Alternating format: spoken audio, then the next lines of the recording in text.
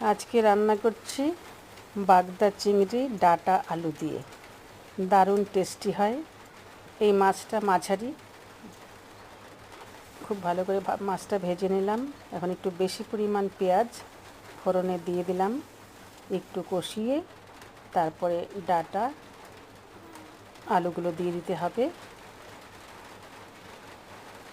ডাঁটাগুলো আলুগুলো একদম মাছের মতো সাইজ করে কাটা, খুব ভালো লাগছে দেখতে, খেতেও ভালো লাগে।